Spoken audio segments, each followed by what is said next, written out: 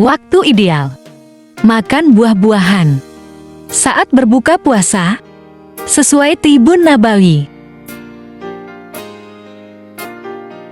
Assalamualaikum warahmatullahi wabarakatuh. Buah-buahan termasuk hal yang sering disebut dalam Al-Quran. Penyebutannya sering didahulukan daripada makanan yang lainnya. Apakah penyebutan buah yang didahulukan dibandingkan dengan makanan lain itu memiliki hikmah secara khusus? Mengapa ketika berbuka puasa salah satu kesunahannya adalah dengan kurma yang merupakan buah-buah aneh? Bagaimana tinjauan Tibun Nabawi dalam mengonsumsi buah? Buah-buahan dalam Al-Quran dan hadits. Ilmu pengetahuan masa kini telah membuktikan bahwa buah-buahan yang dikonsumsi sebelum makan akan mempermudah proses pencernaan. Buah-buahan mengandung senyawa gula buah atau fruktosa yang kalorinya rendah sehingga mudah diserap oleh tubuh. Karena itu, saluran pencernaan dapat menyerap kandungan gula dalam buah secara singkat segera setelah dimakan. Efek baik dari kandungan gula buah yang mudah diserap adalah membuat tubuh menjadi segar kembali, menghilangkan rasa lapar, dan mengurangi kadar gula darah yang menumpuk di dalam tubuh. Berdasarkan efek inilah, buah dipilih sebagai makanan untuk berbuka puasa, karena di Arab buah kurma adalah buah yang sangat mudah ditemukan. Maka tidak mengherankan bila dipilih untuk berbuka puasa. Kondisi puasa identik dengan perut yang kosong. Karena itu, apabila ada makanan yang dipilih oleh Nabi Muhammad ketika berbuka puasa, maka itu adalah makanan ideal yang sangat baik dikonsumsi sebelum makan. Dalam hadits, telah dikenal bahwa kurma adalah buah yang dianjurkan sebagai makanan pertama saat buka puasa, yang artinya, apabila salah seorang di antara kalian berbuka puasa, hendaklah ia berbuka dengan buah kurma, karena buah kurma mengandung berkah. Hadits Ahmad dan At-Tirmidzi. Selain di dalam hadits, salah satu penyebutan buah yang didahulukan dari bahan makanan lainnya ada pada tata urutan ayat di dalam Al-Quran, yaitu Surat Al-Waqiah ayat ke-20 sebagai berikut. Yang artinya, mereka menyuguhkan pula buah-buahan yang mereka pilih. Setelah itu, baru di ayat ke-21 surat Al-Waqiah disebutkan makanan yang lain, yaitu dari jenis daging burung. Yang artinya, dan daging burung yang mereka sukai. Tinjauan aspek kesehatan. Apabila dilihat dari aspek kesehatan, mengonsumsi buah-buahan sebelum makan dapat dipahami dengan urutan proses pencernaan makanan. Jika seseorang langsung mengonsumsi makanan yang beraneka ragam, lambung memerlukan waktu hingga 3 jam agar selanjutnya usus dapat menyerap makanan tersebut dengan optimal. Dalam jangka waktu tersebut, perasaan seseorang dapat tetap lapar meskipun telah memenuhi perutnya dengan berbagai makanan. Hal yang berbeda akan terjadi bila mengonsumsi buah terlebih dahulu sebelum makan makanan yang lain. Selain mudah dicerna dan diserap, kandungan gula buah atau fruktosa yang rendah kalori adalah bahan bakar siap guna bagi sel-sel tubuh. Sel tubuh yang menyerap fruktosa dengan cepat adalah sel-sel yang terdapat pada dinding usus halus yang disebut villi.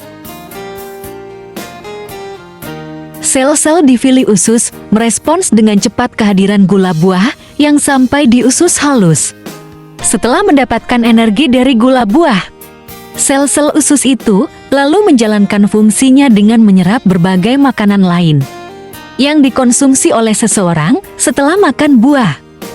Inilah salah satu hikmah bahwa penyebutan buah didahulukan daripada makanan lainnya di dalam Al-Quran dan hadits.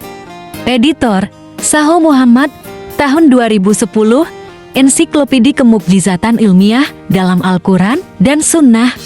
PT Karisma Ilmu, Jakarta, halaman 167-168. Tinjauan aspek Tibbun Nabawi. Dari aspek Tibbun Nabawi, konsumsi buah sering disebutkan sebaiknya pada saat perut sedang dalam kondisi kosong.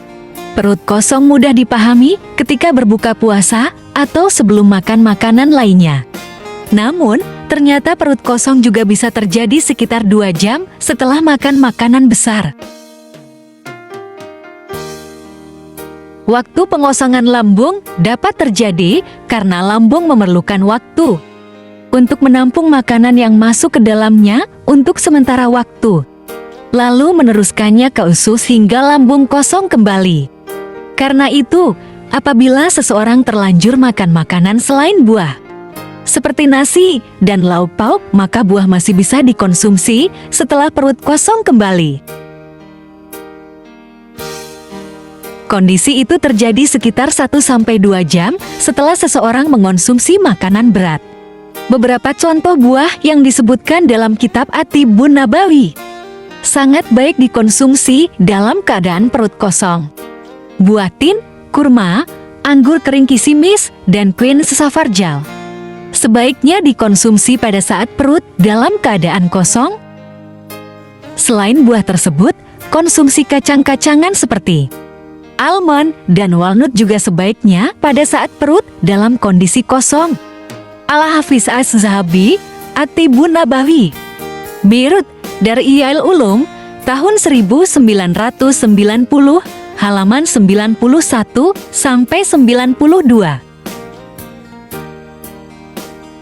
Ketika seseorang berpuasa dan bangun pada sepertiga malam terakhir, kondisi perut juga dalam keadaan kosong.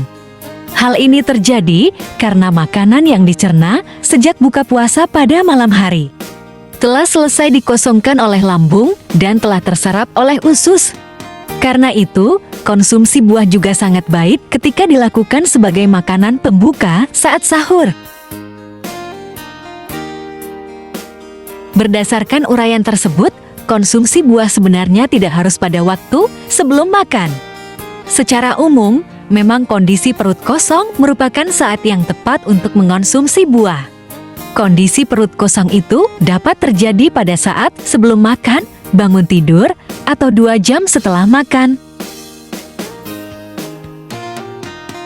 Untuk memperoleh manfaat yang optimal dari kandungan nutrisi buah-buahan, selayaknya kaum muslimin memperhatikan waktu yang tepat untuk mengonsumsi buah-buahan itu. Selain mendapatkan energi yang optimal dari kandungan gula buah, maka manfaat kesehatan dari buah-buahan itu semakin terasa ketika dikonsumsi saat perut kosong. Hal lain yang tidak kalah pentingnya adalah memilih buah-buahan yang telah masak agar manfaat nutrisinya diperoleh secara optimal oleh tubuh. Wallahu a'lam bishawab. Dilansir dari NU Online oleh Ustaz Ziwhansyah Nur Fauzi, anggota Komisi Fatwa MUI Cilacap, apoteker dan peneliti di bidang farmasi.